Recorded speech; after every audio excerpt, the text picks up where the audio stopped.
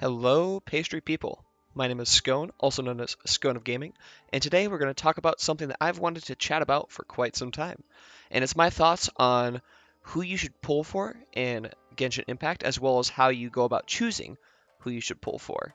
I think that learning how to choose who you want to pull for is way more valuable than me telling you pull for this character, that character, because there are other people that have tier lists out there that'll be more informed than I will ever be on the subject. But even more than that, who you should pull for is such a subjective choice that I think learning how to choose and learning what's most important to you, specifically when pulling for a character, is infinitely more valuable than me telling you that this character is better than that character. Now, the first thing to consider when determining who you want to pull for in Genshin isn't actually the character itself, but Genshin's gacha system. Genshin has a small roster. As of the first anniversary, they will have less than 45 total characters on their roster. They also cycle through one 5-star featured unit every 21 days, with you having a 50-50 shot at getting them on your first try, and then a 100% guaranteed chance if you miss them on that first 50-50. They also have a large number of 4-star characters that are actually viable, and some of them are considered best in slot and better than some of their 5-star character counterparts. And that's the kicker. You don't actually have to clear anything besides the weekly bosses and domains to progress in Genshin Impact. Spiral Abyss is the only endgame content in the game, but all it really gives you is a small number of artifacts and primogems. It is by no means necessary, and you can also partially clear it to get partial rewards. If you can clear floor 9, floor 10 after a month or two of playing, you're already setting yourself up for success because you don't actually need to get that much further into Spiral Abyss, and you're not actually missing out on that many rewards. Finally, as a slight preface before we get into the main video, I do want to talk a little bit about waifu versus meta. I'll be covering points about both subjects in this video because I think everybody falls at least a little bit into both camps. Most people care about whether or not their characters are effective in meta, and most people also care about how their characters look. You can't talk about one without talking about the other in a gacha game, so I'm going to include tips based on both factors. And with that out of the way, let's get into it. Tip number 1. What is the character's role within that team, and are they meta within that role? Meta doesn't matter as much as it may in other games, simply because Genshin Impact has such strong 4-star characters, and they have no true endgame content as mentioned previously, but it does still matter. For example, Bennett and Kujosera are both support characters, but Bennett is slightly more valuable simply because he provides healing in addition to his damage buff, while Kujosera provides a damage buff, although her damage buff is more versatile because you aren't locked in place like you are with Bennett. Both have their pros and cons, but in the end, Bennett is slightly more valuable for most people. Additionally, it is extremely important to consider what roles the characters that you are pulling for will fulfill in your team when you decide whether or not to pull for them. In Spiral Abyss, you will need a total of 2 main DPS, 2 to 4 sub DPS, and 2 to 4 support characters. What this means is that you will eventually need to gear up and raise more sub DPS and support characters than you will for your main DPS role, which means that pulling for main DPSs becomes significantly less valuable once you get a couple on your account. However, all is not lost DPSs of Genshin Impact. This brings me straight into tip number 2, which is, do I like their animations, and how long will they spend on my screen? Those are 2 very important things to consider when deciding whether or not to pull for a character. For example, somebody like Bennett or Zhang Li only really need to pop their burst and elemental skill before swapping off your screen to attain maximum effectiveness. Nobody actually uses Shotgun Venti. All you really need to do is swap to Venti, pop his burst skill, pull all the enemies in, and then swap to your main DPS in order to actually kill them. Contrast that to somebody like Yoimiya or Eula, for example. Yoimiya is only effective when she's dealing damage. She provides very little buffs for the rest of your team, and she has to use her elemental skill to infuse her auto attacks with pyro damage and buff them up in order to actually do her damage. Eula, when she uses her elemental burst, which is where a lot of her damage is locked behind, has to remain on the field for 7 seconds, otherwise she will be reducing the amount of damage that she is dealing. She is not good as a quick swap character, which means that when you are pulling for a main DPS, it is significantly more important to determine whether or not you like their looks. If you are in a preview event for somebody like Zhao, and you don't like his up and down jump playstyle, you know that you probably shouldn't pull for him despite him being one of the best DPS characters in the game, simply because you don't like his playstyle, and you will be forced to use that playstyle significantly when you play as that character. For example, I don't like Xingqiu's abilities as much as I like other characters. I find him to be subpar overall. He is a 4-star character, so it's understandable. That being said, I have Xingqiu in a lot of my teams because all I have to do is press his elemental skill, elemental burst, and then I swap out and I don't have to see him again for 30 seconds, so it doesn't really matter. In that scenario, meta wins significantly over whether or not the character is a waifu or looks good, whereas with Yoimiya, whether or not the character looks good matters significantly more than whether or not they're meta, because they are that main DPS that's going to be hogging all of that screen time. And this brings us to tip number 3. How versatile is the character that I'm pulling for? Some characters, such as support characters like Bennett or Zhongli, can be fit into almost any team in the game and be successful. They will always increase your chances of clearing whatever content you're in simply because of the buffs and value they bring to the table. Similarly, a DPS such as Ganyu is probably more versatile than a DPS such as Eula. The reason for that is, while they both do top tier damage, Ganyu also brings the added factor of being able to freeze enemies.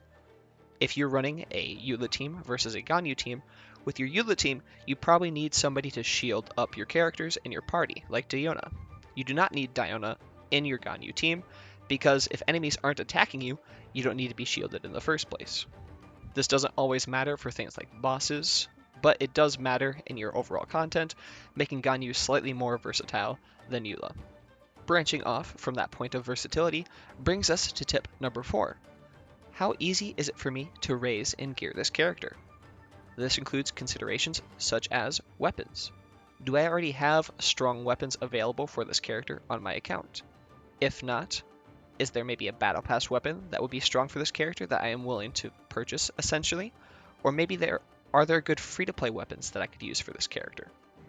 Some characters have very strong free-to-play weapons available, whereas others are much more reliant on weapons that you have to get through the gacha system, whether that be you get lucky and get the 4-star weapon you need for that character, or maybe do they require a 5-star weapon to actually be good? If so, they are much less worthwhile to pull for than otherwise in your account. Similarly, we can translate this to artifacts as well. Some characters share popular artifact sets. For example, somebody like Ganyu requires Blizzard Strayer in order to be maximum effectiveness. It is an extremely good set on her. You actually don't even need that great of artifacts in her set in order to get Ganyu to be a top tier DPS, which is one of the reasons why she's considered to be so good. That being said, it's still a set that her and only maybe a couple other people, such as Kaya or Ayaka, might actually use. Take this in contrast to the Emblem of Severed Fate set that was just released with Inazuma. This set, while it might not be best in slot for some characters, is an amazing set that is extremely strong on a lot of characters. Characters such as Raiden Shogun, Beidou, Zhang Ling, Xingqiu can all use this to be effective, and those characters are all considered relatively top tier characters as well. What this means is, as you run the Emblem of Severed Fate set, your artifacts will trickle down slowly. Say that you're gearing up Beidou, and you want your best set to be on her. You clear the dungeon a couple times, equip her with a set, and you're good to go. But you continue to clear this domain. As you continue to clear this domain, you replace Beidou's artifacts with better and better artifacts. And Beidou's previous artifacts will then trickle down to your next character, like Xingqiu. And then once You get more artifact upgrades. Xingqiu's artifacts will then trickle down to Zhangling, and so on and so on. This means that pulling for somebody that uses a similar set, such as the Noblesse Oblige or the Emblem of Silver Fate, which are two of the most popular sets, or maybe even like a Viridescent Venerer set, which you can use on all your Animos, are significantly better for your account than other characters who require a specific set. Sorry, DPS characters. That's generally speaking you. And finally, tip number 5. How much do you spend on Genshin Impact, and are you willing to continue spending on the game? The less you spend, the more selective you have to be with your banners. For example, the current banner with Raiden Shogun is an extremely valuable banner to pull on unless you really don't like Raiden or her interactions. Not only is Raiden a very good support character, but she comes with Zhangling, one of the strongest sub-DPSs, or potentially even a main DPS character. You have Kujosera, who is an attack buffer, similar to Bennett, while maybe slightly less valuable, is still very powerful in a asset tier team. And then you also have Sucrose, who is available to give your team an elemental mastery buff, as well as use the Viridescent Venerer set to debuff your team. With this banner, the only thing that you are missing for your team is a dedicated Shieler or Healer in order to advance your account. This team could almost be taken into Spiral Abyss as is. Contrast this with somebody like Yoimiya's banner previously. Yoimiya is a very controversial character, but she is strong enough to clear Spiral Abyss, so she is not the issue. The issue here is that she comes with Diona, a very strong support character, Sayu, who is another support character who is pretty strong and fun to use, but not as strong as somebody like a Bennett or a Sucrose necessarily. And then you also have Xinyan, who is so off meta that not even miHoYo remembers to mention her. Between these two banners, it's very clear to see which banner you should pull on if you're only going to be able to actually pull a 5-star character once every few months, which is what most free-to-play characters experience. With this in mind, somebody who has very low Primogem income and is only able to pull on one every 6 or 7 banners to actually guarantee their 5-star character that they want, it becomes significantly more valuable to pull on a banner such as Raiden Shogun's as opposed to a banner like Yoimiya's, because Yoimiya's banner still leaves you wanting a couple characters in order to make a full team, whereas Raiden Shogun's gives you all but one character that you need. This matters significantly less the more money you spend. With my current experience, I can say with confidence that if you are a Welkin and Battle Pass spender, which is $15 a month, you can reasonably expect to get every other banner character. I say that as somebody who has been playing for 4 months, and I have failed all 3 50/50s that I have summoned for. In addition, my first 4 5-star characters that I pulled for all were at 70 summons or more, which means the Eula and Yoimiya that I was going for both cost me more than 140 summons. Raiden Shogun, I got a little bit luckier, although I still failed the 50/50. It only took me approximately 98 summons to get Raiden Shogun, so just under 100. So I am slightly less lucky than most people with my summons, but I have been able to get every other banner character, and I expect that I will continue to be able to do so with Battle Pass and Welkin spending. With that in mind, you can be a little bit more free with your spending. For example, I wouldn't have pulled for Yoimiya, despite how much I like her character and her kit, if I was a free-to-play player, simply because I would be left with a team that is lackluster in comparison, and I like Raiden Shogun's animations just as much as I like Yoimiya's. So for me, it would have been a no-brainer to wait. With this in mind, the more you spend, the more free you are able to be with your spending. And while that seems obvious, it's still worth mentioning. For example, if I did not buy the Welkin or Battle Pass, I would not have pulled for Yoimiya despite how much I like her character kit.